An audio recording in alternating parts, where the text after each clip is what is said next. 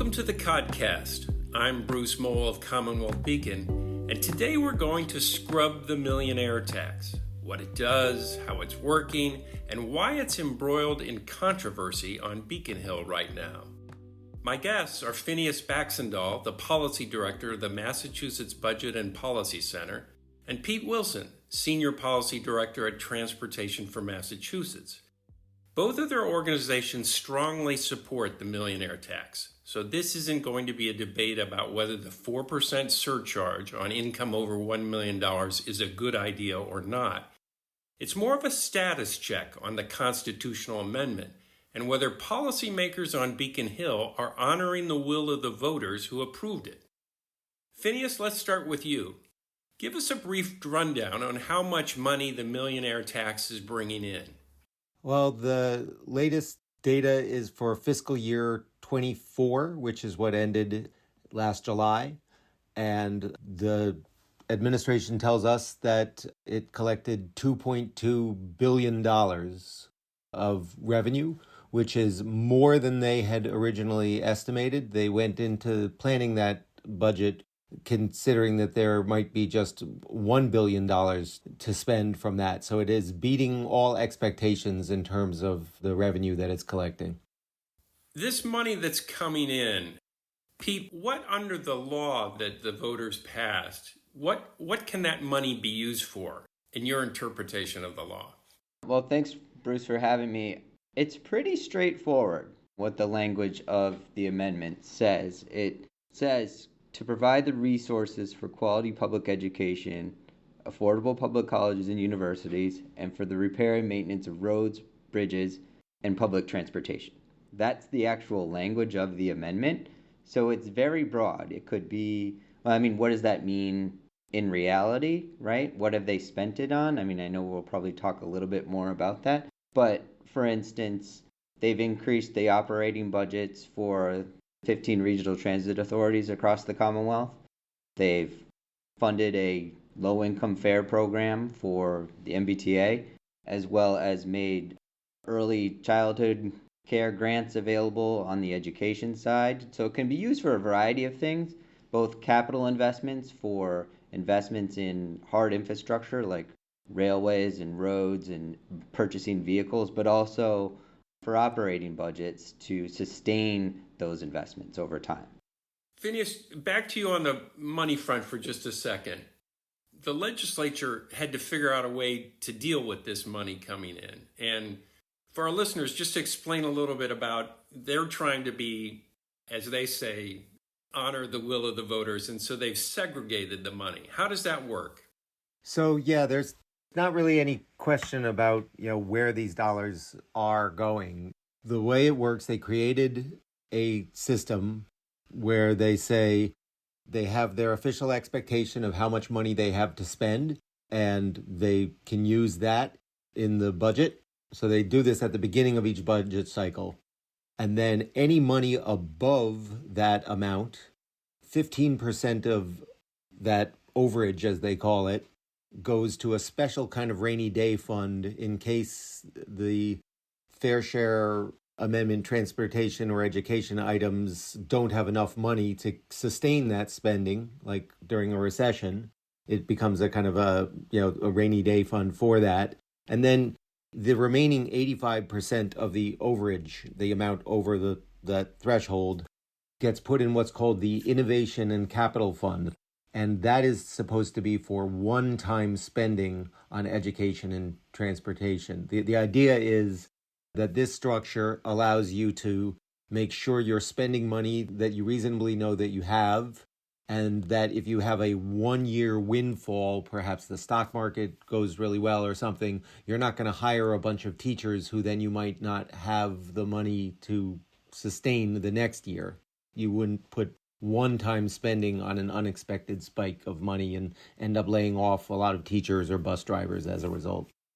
Pete, why, in your explanation of what the money can go for, you correctly point to the law, but there's been sort of a, maybe not an understanding, but a belief, maybe it's just by me, I want you to clarify this, that this just can't be used for anything. Like, we want to raise the salary of the MBTA general manager by 100,000. Let's throw some money at him from this fund. It's supposed to be something. I sort of have the feeling in the debate was it should be something new.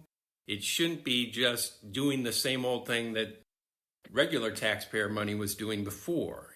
There was the worry that it was going to be the opponents of this worried that you'd put it over here and then they'd take the money away from something that was going on and use it for something else. And so it was sort of a shell game. If I got that wrong, or how would you describe it? I don't think it's wrong. I think the expectation of voters, and I'll speak for me, is in supporting the amendment was that there is specific needs when it came to education and transportation that weren't being fulfilled, right?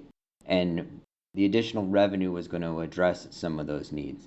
I know in state law there's certain mandates when it comes to education spending around levels of certain expectations. The Student Opportunity Act that was passed a few years ago had funding expectations that the Fair Share Amendment, I believe, is helping to pay for.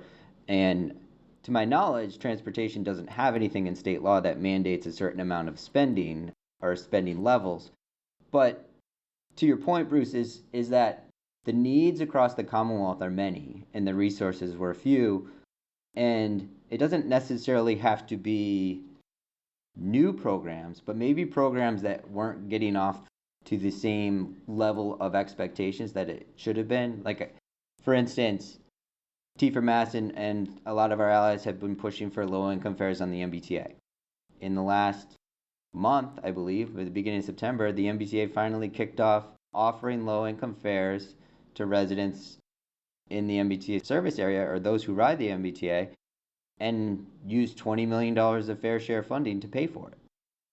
And that's going to benefit roughly 60,000 people per year to help them save money to get around, to get to jobs and opportunities and appointments. The 15 regional transit authorities across the Commonwealth, pre-fair share, their operating budgets was under $100 million for state assistance. They get federal funds as well. This current fiscal year in FY 2025 that we're currently in, they're receiving $205 million. And that's a mix of additional operating funds as well as $30 million to offer free fares for residents across the Commonwealth. Those are new things that are happening. And it's not just the fares, but the RTAs are expanding service. They're reducing times between buses. They're offering night and weekend service that they didn't before. So yes, it should go for new things, but we also have a backlog of things, particularly in transportation, that need to be addressed that this money is going to help with. I mean, the MBTA itself has a $24 billion asset backlog to get to a state of good repair, right? So if someone said, the T has an operating deficit that's coming up, we should use fair share money to fill that gap. Is that a legitimate use of fair share money for that? Let me get to your sort of general question on this, because I think, when you say that the voters' will was for newness, the law itself doesn't say anything about new programs or anything, but I think you're right. And I think that legislative leaders, the governor also expressed that they wanted this money to be for things that wouldn't happen otherwise. Newness as a concept, as when you actually start implementing budgets, a new program isn't like a federal versus state program, which has a very strict kind of bureaucratic definition. There's a kind of spectrum of newness. So if you think about some of the things that Pete was talking about a moment ago, people newly being able to walk on buses without worrying about figuring out the exact fare for it, or free school meals that are happening, or free community college. These are totally like new things. They were talked about before, but they're often dreams that we're having that are only possible because of fair share. And then there's a kind of a spectrum of things, and actually some of those things even are in the spectrum, where there are things where the federal government was supporting it before, and then the federal money, something that people don't realize, and which is really important in any conversation about recent budget trends, is there was huge federal pandemic funds for the budget, which have been depleted and kind of withdrawn, which have made a huge impact on our state budget because that money has gone away.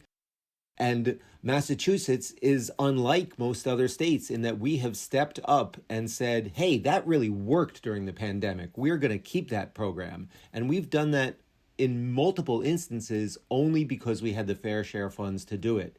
Now, does the fact that the federal money was paying for it before make it less new? I'd argue no. I'd say that this is a new state commitment. And then you start to get even further down this kind of spectrum. There's things where fair share money is spending, for instance, $250 million a year on investing in long-term capital investments through bonding on transportation. It's going to take some years for that money to bubble up to be actual projects. There will be shovels in the ground to make that happen. But those are projects that wouldn't happen otherwise. They're clearly new. You know, you can find the things that might do the worst on that newness spectrum, but overwhelmingly, these are like things that wouldn't have happened otherwise. Massachusetts is in a good place that it wouldn't have been otherwise. And where exactly you draw the newness is an interesting question, but the principle of newness is definitely a one which I think the public did embrace. So let's talk a little bit about the current little kerfuffle about millionaire tax money.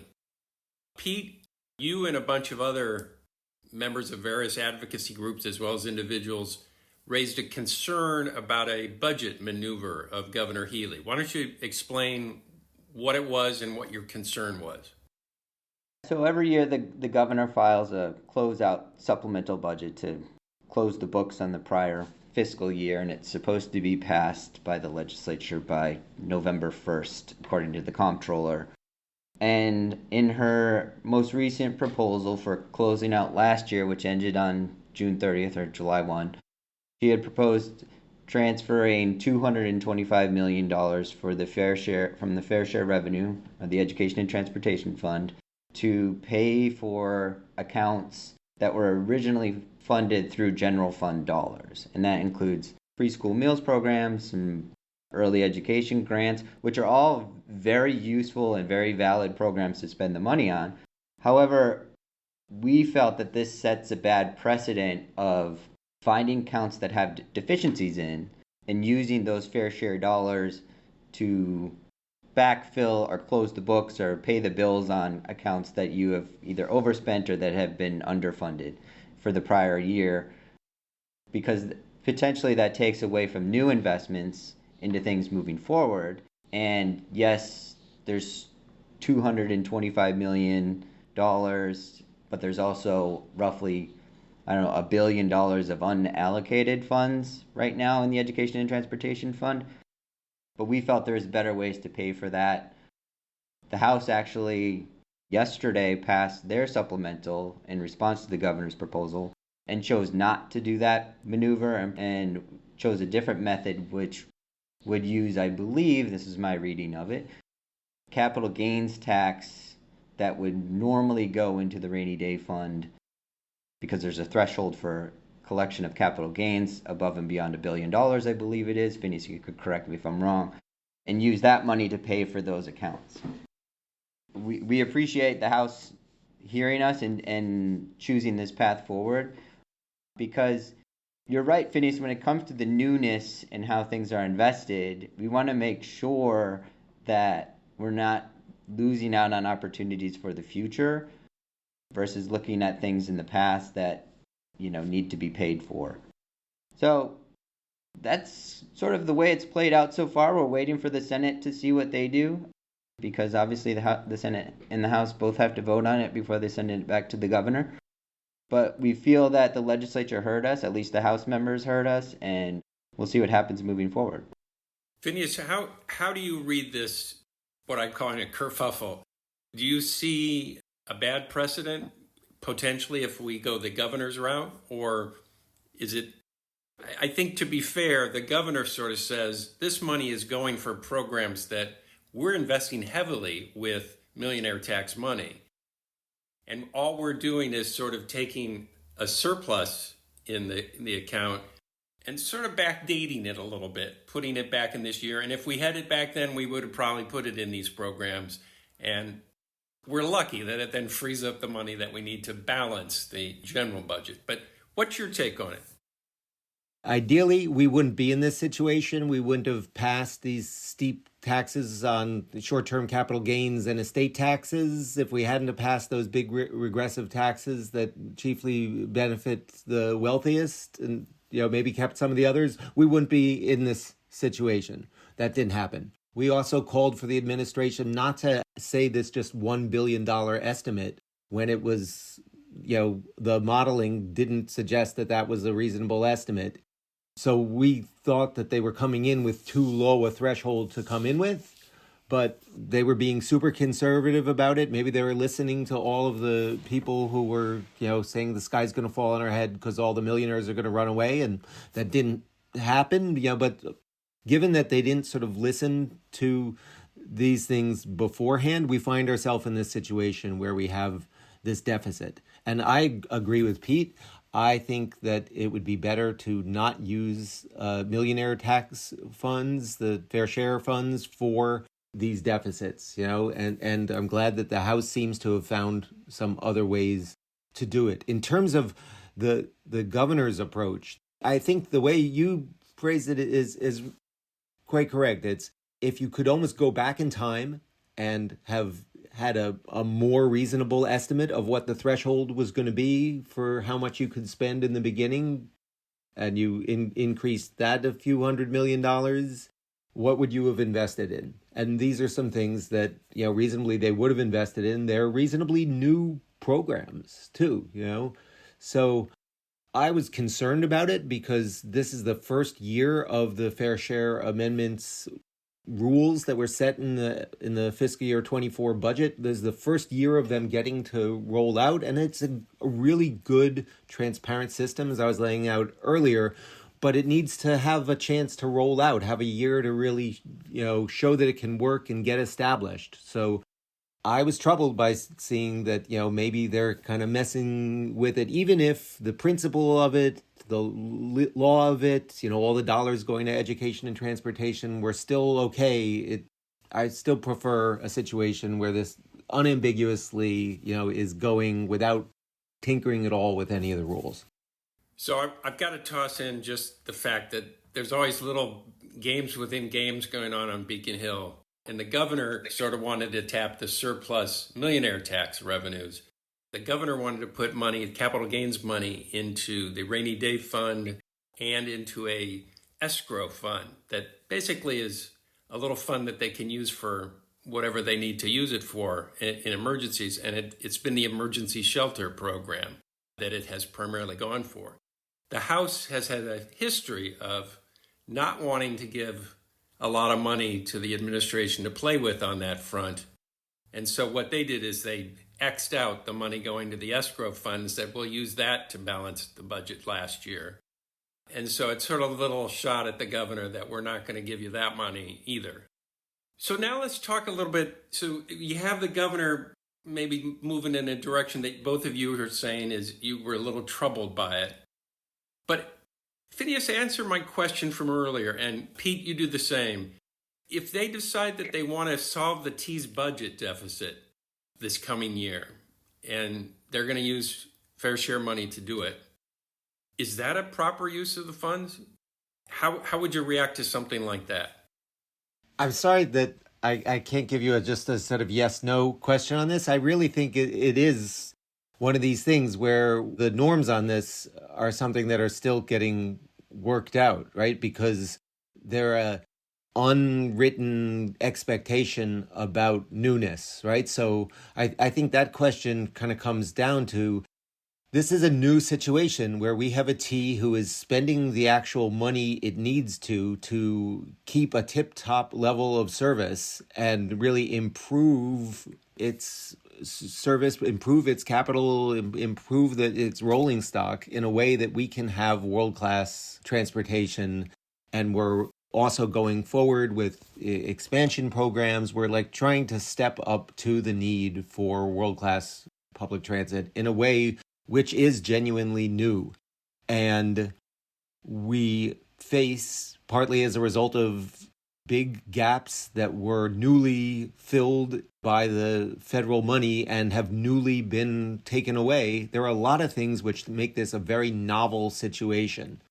Is it new to have an operating budget? No. But so sort of where do you define the newness is a question I wish I had a ready answer for, but I think we're still figuring this out. Pete, how about you? I agree with Phineas in that sense because the T's budget deficit is not the result of, necessarily misappropriation of funds or, as I've heard, dumping money into the Department of Waste, Fraud, and Abuse. It's, the ridership has not rebounded since pre-COVID levels. They've had to do a lot of hiring when it comes to dispatchers and operators because of, not only the need that they have, but also because of the Federal Transit Administration's safety report and the mandates that they have to address when it comes to like how they operate. It's also the result of years and years of underfunding the operating budget at the MBTA. But as far as your question, should you use fair share funds to solve the T's budget deficit? I don't think that's out of bounds, but I don't think that should be the only source. I mean, the T's facing $600, $700, $800 million budget deficits in the next 3 to 5 years. There's a lot of need across the Commonwealth, Bruce, that will not be addressed by just funding the T. Should a portion of fair share be allowed to be used to help the T in their budget deficit? Absolutely. But I think the governor recognizes this, and the legislature recognizes this because she has her funding task force that she established earlier this year to talk about ways to sustainably fund transportation in the Commonwealth with the full knowledge that the fair share money is part of that equation. And their charge is to look at revenue sources that could sustainably fund transportation, whether it's the T or investing in roads and bridges or other programs that would improve bike and pedestrian infrastructure and hopefully lower our, reliance on, single occupancy vehicles and allow people to get around wherever they need to go in an efficient way. Okay. So bottom line, and we're about to wrap up, but I just wanted to give you one last thing. If I'm hearing correctly, Phineas, you're trying to grapple with how far this newness goes and whether operating budgets fit into that equation. Pete, you're also doing the same, but you seem like you're a little more amenable to that possibility. Have I captured that correctly, or am I mischaracterizing? Well, keep in mind, Bruce, I think the caveat is this has to be appropriated through the legislature. So there is a process where the members of the legislature weigh in on their priorities of how this money is allocated. And to Phineas's point, it's been very transparent. And I'll give the legislature a lot of credit.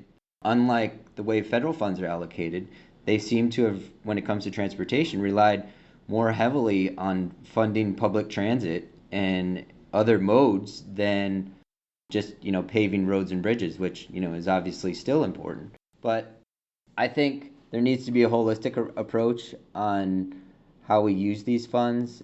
There's no black and white area. There's a lot of gray here when it comes to the newness and what is considered new or what is considered, a useful strategy.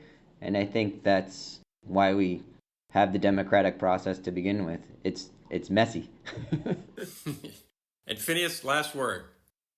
I think people have a lot of criticisms, sometimes quite valid, about the way that the legislature works. And I think that the Fair Share Amendment and how it's been operating has actually been pretty exemplary in terms of, being transparent, creating clear structures that spend the money the way that voters expected them to be spent.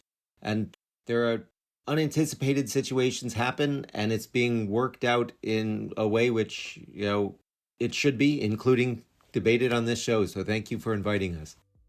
Well, I want to thank both of you, Phineas Baxandall and Pete Wilson, for joining me.